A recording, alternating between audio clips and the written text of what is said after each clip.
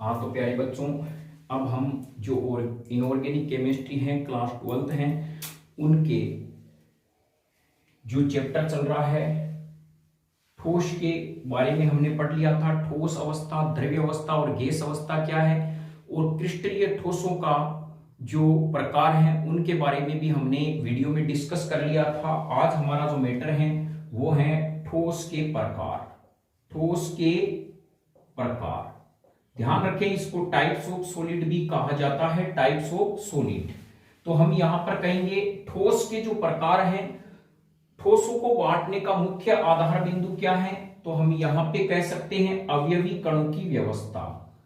अवयवी कणों की व्यवस्था, ध्यान, अवयवी कणों की व्यवस्था, यानी आपको प्रश्न आ जाए आपके पास में एक सॉलिड है एक ठोस है, अर्थात आपके पास में एक ठोस है, आपको ने इसको दो भागों में बांट दिया, यह क्रिस्टलीय ठोस है ये अक्रिस्टलीय ठोस है। क्यों, तो हम कहेंगे इनको बांटने का जो मुख्य आधार बिंदु है वो है अवयवी कणों की व्यवस्था, यानी जो इसके अंदर जो पार्टिकल्स होते हैं वो किस प्रकार से व्यवस्थित हैं, क्या निश्चित व्यवस्था में है या निश्चित व्यवस्था में नहीं है, इनके आधार पर इनको बांटा गया है। बिल्कुल यह कंसेप्ट ध्यान रखें, अवयवी कणों की व्यवस्था के आधार पर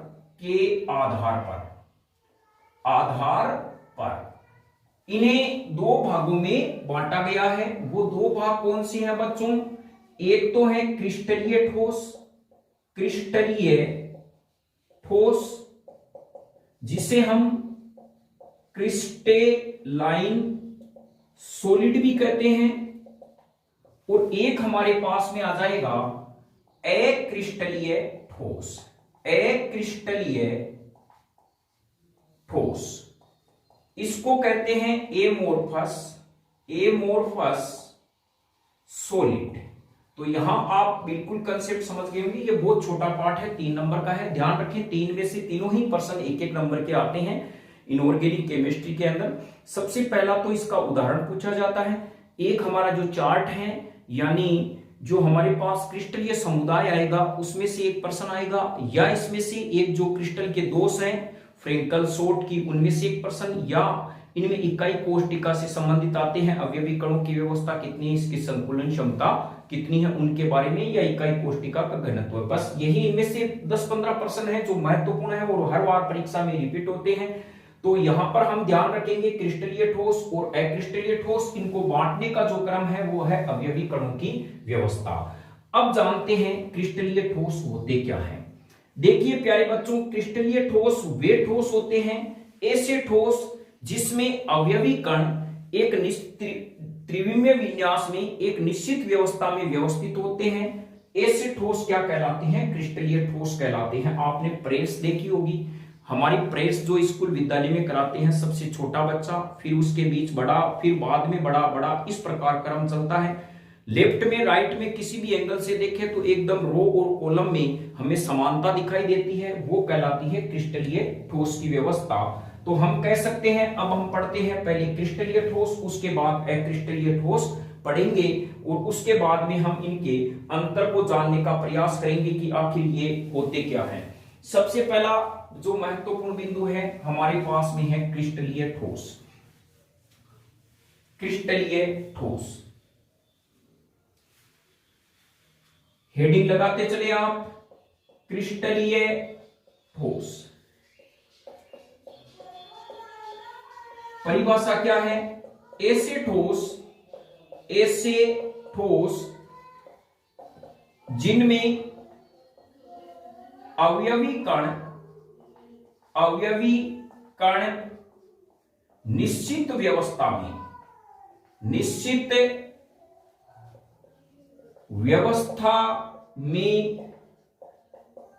व्यवस्थित रहते हैं। तो यह ध्यान रखना है, इन ठोसों में जो प्यारे बच्चों अवयवी कण होंगे वो निश्चित व्यवस्था में क्या होंगे, व्यवस्थित होंगे। तो बताइए ऐसे ठोस को क्या कहते हैं, क्रिस्टलीय ठोस कहा जाता है। क्रिस्टलीय ठोस में अवयवी कण क्या होते हैं, निश्चित व्यवस्था में व्यवस्थित रहते हैं। फिर नेक्स्ट इसके अंदर आता है इसमें दीर्घप्रासी व्यवस्था। जैसे हम कह सकते हैं, उदाहरण के लिए मैं कह सकता हूं, जो हमारे पास में ग्रेफाइट है, ग्रेफाइट, ये ग्रेफाइट षटकोणीय व्यवस्था, यानी इसकी क्या होती है, संरचना होती है, षटकोणीय संरचना होती है। जबकि हीरा जो होता है वो चतुष्फलकीय संरचना में होता है। जो गोल्ड है वो पाया जाता है समचतुष्फलकीय संरचना में, ग्रेफाइट है वो षटकोणीय संरचना में पाया जाता है। तो इस प्रकार सबसे पहले क्रिस्टलीय ठोस की हमारे पास में क्या आ गई, डेफिनेशन आ गई। अब हम कह रहे हैं इनकी विशेषताओं के बारे में। तो सबसे पहली विशेषता है दीर्घपरासी व्यवस्था। दीर्घपरासी व्यवस्था यानी लॉन्ग अरेंजमेंट इनकी जो है वो होते हैं, ये लॉन्ग, इसमें जो पार्टिकल्स है वो लॉन्ग अरेंजमेंट होते हैं। तो यहां पे दीर्घपरासी व्यवस्था में हम क्या कहेंगे, इस प्रकार के ठोस में अवयवी कण निश्चित व्यवस्था में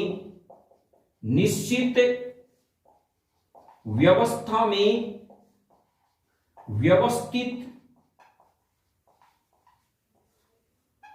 होकर पुनरावर्ती द्वारा त्रिविमीय विन्यास में संपूर्ण क्रिस्टल का निर्माण करते हैं, निर्माण करते हैं। तो हम कहेंगे कैसे, यानी इस प्रकार के जो ठोस है उसमें अवयवी कण क्या होते हैं, निश्चित व्यवस्था में क्या हो जाते हैं, व्यवस्थित हो जाते हैं और पुनरावृत्ति होती है, और त्रिविमीय विन्यास में यानी लंबाई, चौड़ाई और ऊंचाई में संपूर्ण क्रिस्टल का निर्माण करते हैं व्यवस्थित होकर, यानी संपूर्ण त्रिविमीय विन्यास में संपूर्ण क्रिस्टल का क्या करते हैं, निर्माण करते हैं। हमने देखा है मच्छरदानी, इसका उदाहरण ले सकते हैं प्यारे बच्चों। मच्छरदानी में क्या होते हैं, इस प्रकार के जो कॉलम्स होते हैं, एक कॉलम जो होता है छोटा सा उसको हम इकाई कोष्टिका कहते हैं। आगे हम पढ़ेंगे इकाई कोष्टिका या यूनिट सेल क्या होती है। ये कोष्टिकाएं त्रिविमीय विन्यास में पुनरावर्तित हो रही है, अर्थात लंबाई, चौड़ाई और ऊंचाई में, और संपूर्ण क्रिस्टल जालक का निर्माण कर रही है समान संरचना में। यह दीर्घपरासी व्यवस्था कहलाती है। अब हम क्रिस्टलीय ठोस की जो संरचना है वो बनाते हैं। तो पहला पॉइंट आपके समझ में आ गया होगा, दीर्घपरासी व्यवस्था। तो नेक्स्ट हमारे पास में जो इसकी संरचनाओं के बारे में हम पढ़ते हैं, तो यहां पर यदि हमें कहे क्रिस्टलीय ठोस की किस प्रकार की संरचना है, तो आइए हम इसको पढ़ने का प्रयास करते हैं।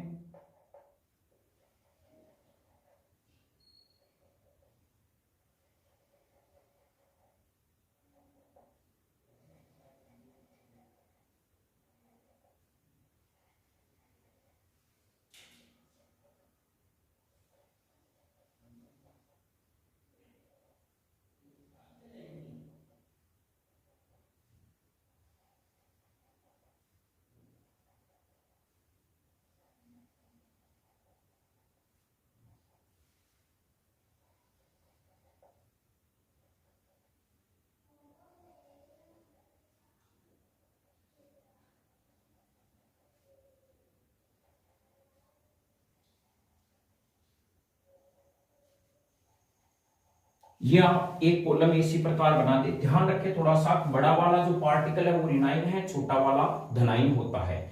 अब ये क्या है, इस प्रकार से व्यवस्थित होते हैं। देखिए बड़ा कण ऋणायन धनायन ऋणायन धनायन ऋणायन धनायन ऋणायन धनायन, इस प्रकार ये व्यवस्थित होते हैं। तो ये हमारे पास में क्या है, क्रिस्टलीय ठोस का उदाहरण है। हम इसके नीचे लिख सकते हैं क्रिस्टलीय ठोस। तो यह आपके कंसेप्ट समझ में आ गया होगा। फिर इसका जो नेक्स्ट बिंदु होता है वो है विषमदेशिकता। विषमदेशिकता का मतलब समझिए आप है क्या।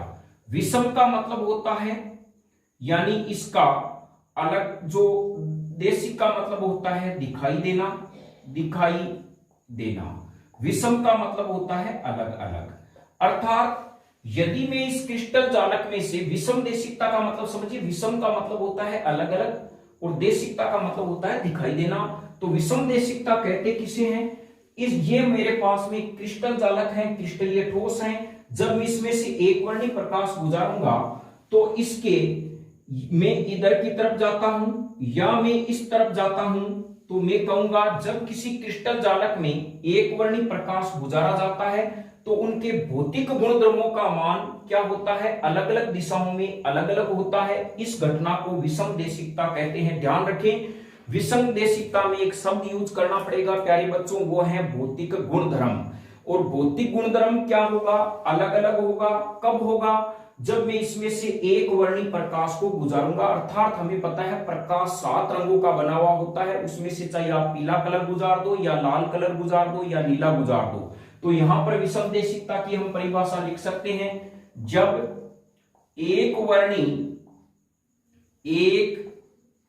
वर्णी यानी मोनोक्रोमेटिक लाइट एक वर्णी प्रकाश को क्रिस्टल से गुजारते हैं, क्रिस्टल से गुजारते हैं, तो इनके भौतिक गुणधर्म जैसे अपवर्तनांक का मान अलग अलग दिशा में अलग अलग होता है।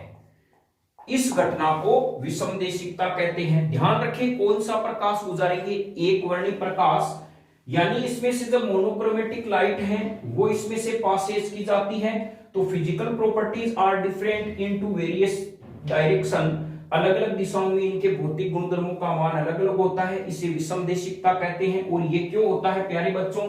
ये इसीलिए होता है, अवयवी कण इसमें एक निश्चित व्यवस्था में व्यवस्थित होते हैं, इसी कारण इनमें भौतिक गुणधर्मों का मान अलग अलग दिशाओं में अलग अलग होता है। कभी प्रश्न यह भी पूछ ले कि विषम देशिकता का गुण क्रिस्टलीय ठोसों में क्यों पाया जाता है? कहते किसे हैं वो बात अलग है, क्यों पाया जाता है? कारण यही है, क्रिस्टलीय ठोस में अवयवी कण एक निश्चित व्यवस्था में व्यवस्थित होते हैं, इस कारण इनमें से जब एक वर्णी प्रकाश को गुजारेंगे तो इनके भौतिक गुणधर्मों का मान अलग अलग आएगा, अलग अलग दिशाओं में। इस घटना को विषम देशिकता कहते हैं। तो यह इसका मूल रूप हो गया, हम कह सकते हैं फैक्ट इसका हो गया अवयवी कणों की निश्चित व्यवस्था। फिर इसका जो नेक्स्ट पॉइंट है क्रिस्टलीय ठोस का, वो है गलनांक यानी मेल्टिंग पॉइंट। तो यहां पर अब जो नेक्स्ट बिंदु हमारे पास में है वो है गलनांक। तीसरा जो बिंदु है वो है गलनांक का, गलनांक जिसे हम कहते हैं एमपी यानी मेल्टिंग पॉइंट। गलनांक तो हम कहेंगे इनके गलनांक का मान तीक्ष्ण व निश्चित होता है, निश्चित होता है।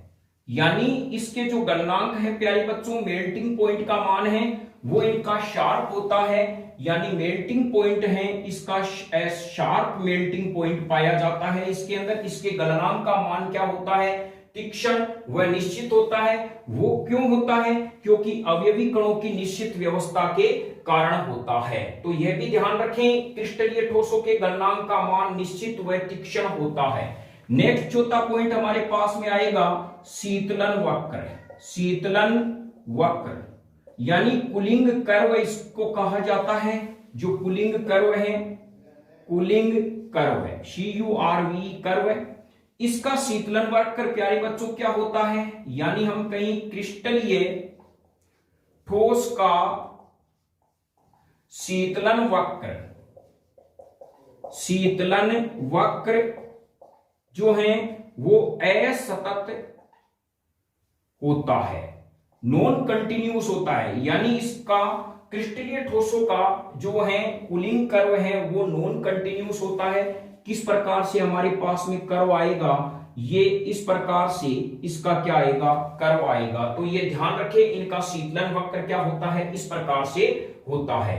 कारण क्या है इसका, यही कारण है कि इनके गलनांक का मान निश्चित होता है, अर्थात इसमें यह पहले धीरे धीरे पिघले, यानी क्या होते हैं, पहले ये मुलायम पड़ते हैं बाद में पिघलते हैं, और जब ये कोई क्रिस्टलीय ठोस पिघलते हैं तो पिघलने के दौरान इनका तापमान क्या होता है, स्थिर रहता है, अर्थात इनमें दी गई ऊर्जा इनके अवयवी कणों के मध्य आकर्षण बंध को तोड़ने में खर्च हो जाती है। इन्हीं कारण इनका शीतलन वक्र क्या होता है, असतत होता है। तो हमारे प्रश्न ये भी आ सकता है कि क्रिस्टलीय ठोसों के शीतलन वक्र असतत क्यों होते हैं, तो इसके हम आंसर इस प्रकार से लिख सकते हैं, यानी इसमें हम फैक्ट लगा के कारण को इन्वॉल्व कर सकते हैं। कारण क्या है कि हम जानते हैं क्रिस्टलीय ठोस के गलनांक का मान निश्चित होता है, निश्चित व तीक्ष्ण होता है, जिससे यह गरम करने पर पहले मुलायम व फिर पिघलने लगते हैं।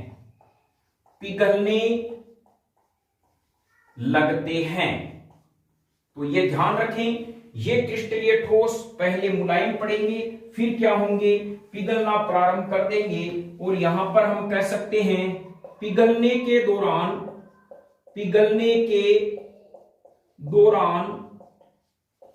तापमान स्थिर रहता है। यह भी बहुत ही महत्वपूर्ण है, जो जब ये मेल्ट होते हैं, मेल्टिंग के during the melting process the temperature is constant in this crystal, यानी इनके पिघलने के दौरान क्या होता है प्यारे बच्चों, तापमान क्या होता है, स्थिर रहता है, क्योंकि दी गई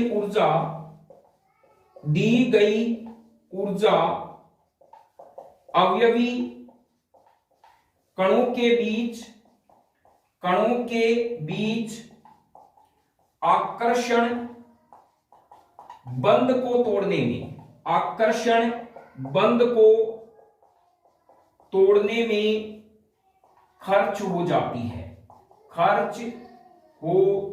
है। इसी कारण इनके शीतलन वक्र क्या होते हैं, असतत होते हैं। तो आप बताइए क्रिस्टलीय ठोसों के शीतलन वक्र प्यारे बच्चों असतत क्यों होते हैं, इसका कारण यही है, क्रिस्टलीय ठोसों के शीतलन वक्र असतत होने का कारण है इनके गलनांक का मान निश्चित व तीक्ष्ण होता है, जिससे जब ये पिघलते हैं पहले मुलायम होते हैं फिर ये पिघलना प्रारंभ करते हैं, और पिघलने के दौरान इनका ताप स्थिर रहता है, क्योंकि इनको दी गई ऊर्जा अवयवी कणों के बीच आकर्षण बंध को तोड़ने में काम आती है। नेक्स्ट हमारा जो पॉइंट आता है वो है विदलन का गुण। क्रिस्टलीय ठोसों के अंतर्गत जो नेक्स्ट पॉइंट आएगा वो है विदलन का गुण। विदलन का मतलब क्लीवेज, अर्थात हम कह सकते हैं जब हम क्रिस्टलीय ठोस को किसी तेज औजार से काटते हैं तो दो इसकी चमकीली सपाट सतह प्राप्त होती है, जिसे विदलन कहा जाता है। अर्थात हम कह सकते हैं क्रिस्टलीय ठोस को किसी तेज औजार से काटने पर इनकी दो सपाट चमकीली सतहें प्राप्त होती है, जिसे विदलन कहते हैं, जिसे क्या कहते हैं, विदलन कहते हैं। तो सबसे पहले क्रिस्टलीय ठोस की परिभाषा, दीर्घपरासी व्यवस्था, शीतलन वक्र, गलनांक और क्या हो गया, विदलन। एक प्यारे बच्चों ध्यान रखना, नोट लगा के हम लिख सकते हैं, यह वास्तविक ठोस होते हैं, यह वास्तविक ठोस होते हैं। जो क्रिस्टलीय ठोस होते हैं वो रियल ठोस होते हैं, रियल सॉलिड होते हैं। क्यों होते हैं ये प्रश्न आप ध्यान रखना, क्योंकि इनके गलनांक का मान क्या होता है, निश्चित होता है, इसीलिए इन्हें वास्तविक ठोस कहा जाता है। प्रश्न आ सकता है क्रिस्टलीय ठोस को वास्तविक ठोस क्यों कहते हैं, क्योंकि क्रिस्टलीय ठोसों के गलनांक का मान जो है वो निश्चित होता है, इसीलिए इन्हें वास्तविक ठोस कहा जाता है। अब हमारे पास में जो फैक्ट है वो दूसरा है अक्रिस्टलीय ठोस। तो अक्रिस्टलीय ठोस के बारे में वही इसका डिफरेंस अलग टाइप का हो जाएगा, अर्थात हम कहें कि अक्रिस्टलीय ठोस, एमोर्फस जो सॉलिड है। देखिए परिभाषा क्या है, ऐसे ठोस जिसमें अवयवी कण निश्चित व्यवस्था में व्यवस्थित नहीं होते उन्हें अक्रिस्टलीय ठोस कहते हैं। यानी ऐसे ठोस जिनमें अवयवी कण निश्चित व्यवस्था में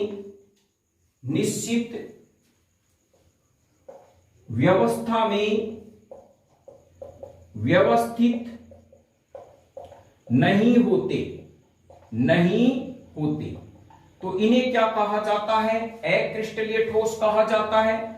उदाहरण के रूप में हम कह सकते हैं जितने भी बहुलक हैं वो इसके अंतर्गत आ जाएंगे, जैसे पॉलीएथीन, पॉलीवाइलिन क्लोराइड जो बहुलक हैं, और रबड़ इसके अंतर्गत आ जाता है, और कांच, इन्हें भी क्या है, अक्रिस्टलीय ठोस माना गया है। तो यहां पर यह शब्द है। दूसरा हम कह सकते हैं इन्हें आभासी ठोस व अति शीत द्रव्य भी कहते हैं। तो यहां पर ध्यान रखें, इन्हें आभासी ठोस क्यों कहा जाता है, कारण है इनके गलनांक का मान निश्चित नहीं होता, अर्थात इनके गलनांक का मान निश्चित नहीं होता है, इस कारण इन्हें क्या कहा जाता है, सूडो सॉलिड कहा जाता है। अति शीत द्रव्य इसीलिए कहा जाता है, इनमें अवयवी कणों में बहने की प्रवृत्ति होती है, लेकिन धीमी गति से बहते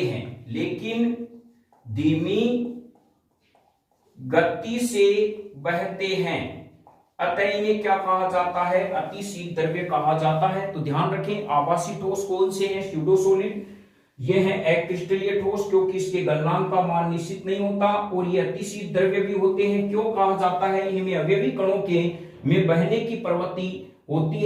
बहने की प्रवृत्ति है, लेकिन धीमी गति से यह क्या करते हैं, फ्लो करते हैं, इस कारण इसे अति शीत द्रव्य भी कहा जाता है।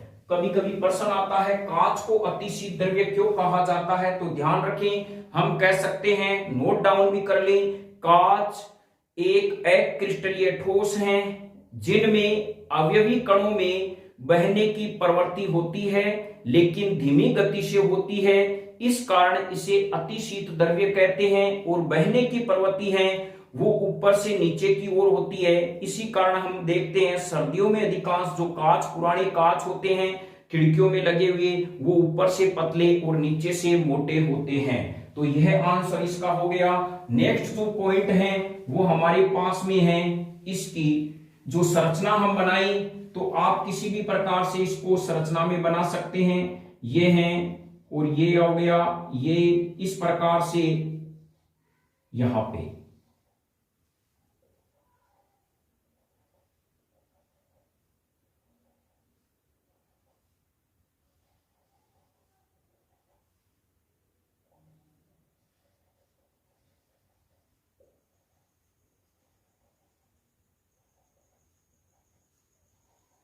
ये हमारे पास देखिए बड़ा पार्टिकल, छोटे छोटे छोटे, फिर बड़ा, फिर छोटा, फिर बड़ा। इसमें क्या है, अवयवी कण निश्चित व्यवस्था में नहीं होते।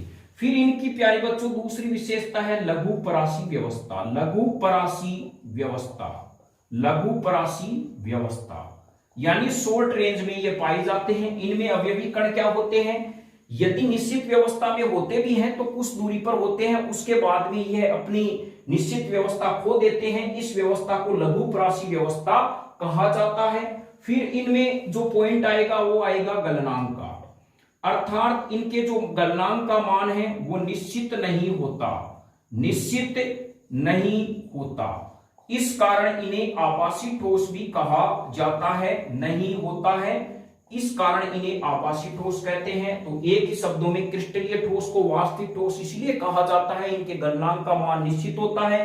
अक्रिस्टलीय ठोस को आभासी ठोस इसलिए कहते हैं, इनके गलनांक का मान निश्चित नहीं होता। फिर होता है शीतलन वक्र। शीतलन वक्र अर्थात हम कह सकते हैं इनका शीतलन वक्र जो है प्यारे बच्चों अक्रिस्टलीय ठोस का, इनका शीतलन वक्र होता है सतत होता है। अर्थात हम कहीं ये कंटिन्यूस इस प्रकार से होते हैं, यह अर्थात हम कहें कि जब इनके गलनांक का मान निश्चित नहीं होता, जब ये पिघलते हैं तो कोई भी ऐसा बिंदु नहीं आता जिस पर इसका तापमान स्थिर रहता है, और इसी कारण इनका शीतलन वक्र क्या होता है, असतत होता है। तो यह ध्यान रखें। ये जैसे ही ये देखिए क्रिस्टलीय ठोस क्या करेंगे, पहले मुलायम होंगे फिर पिघलेंगे। ये क्या करते हैं, जैसे इसको गर्म करते हैं अचानक पिघलना प्रारंभ कर देते हैं। इसमें कोई भी ऐसा तापमान बिंदु नहीं आता पिघलने के दौरान जिसमें यह है कि इनके गलनांक का मान क्या होता, यानी तापमान स्थिर रहे। यानी इसमें कोई भी ऐसा बिंदु नोटेड नहीं होता है जिसमें उसका तापमान क्या होता है, स्थिर रहता है। फिर हम नेक्स्ट पॉइंट के बाद बात करें तो इसमें विदलन का गुण नहीं पाया जाता, अर्थात नेक्स्ट है इसमें विदलन का गुण नहीं पाया जाता। तो यहां पर आपका क्रिस्टलीय और अक्रिस्टलीय ठोस का जो डिफरेंस था वो खत्म हो गया, और क्रिस्टलीय ठोस का जो वर्गीकरण है वो भी अगले वीडियो में आपको मिलेगा। फिर हम पढ़ेंगे कि क्रिस्टलीय समुदाय क्या है और कितने इसके प्रकार हैं। फिर हम एकक कोष्टिका के बारे में अध्ययन करेंगे। ये बहुत ही छोटा पार्ट है। तो अब बताइए क्रिस्टलीय ठोस और अक्रिस्टलीय ठोस में कोई दो अंतर। तो सबसे पहले क्रिस्टलीय ठोस में अवयवी कण निश्चित व्यवस्था में व्यवस्थित होते हैं। इसमें अक्रिस्टलीय में अवयवी कण निश्चित व्यवस्था में व्यवस्थित नहीं होते। क्रिस्टलीय ठोस में दीर्घ परासी व्यवस्था होती है, इनमें लघु परासी व्यवस्था होती है। क्रिस्टलीय ठोसों के शीतलन वक्र असतत होते हैं, इनके शीतलन वक्र क्या होते हैं, सतत होते हैं। क्रिस्टलीय ठोसों के गलनांक का मान तीक्ष्ण व निश्चित होता है, इनके गलनांक का मान निश्चित नहीं होता। क्रिस्टलीय ठोसों में विदलन का गुण होता है, अक्रिस्टलीय ठोसों में विदलन का गुण नहीं पाया जाता। और एक बात आप ध्यान रखें, जब भी आपको क्रिस्टलीय और अक्रिस्टलीय ठोसों में अंतर पूछा जाता है, आप अंतर लिखकर उदाहरण जरूर लिखें। यह उदाहरण अंतर में नहीं आता है। जैसे क्रिस्टलीय ठोसों के बारे में आप एग्जांपल लिख सकते हैं, हीरा, एल्यूमिनियम नाइट्राइड, ठोस, आयोडीन, जो भी उदाहरण है वो इसके अंदर लिख सकते हैं। अक्रिस्टलीय ठोसों के मैंने उदाहरण बताए थे, रबड़, प्लास्टिक, और जो हमारे पास में है कांच और बहुलक, ये तमाम किसके उदाहरण हैं, अक्रिस्टलीय ठोस के। नेक्स्ट वीडियो में हम क्रिस्टलीय जो समुदाय हैं उस क्रिस्टलीय जालक और क्रिस्टलीय समुदाय के बारे में चर्चा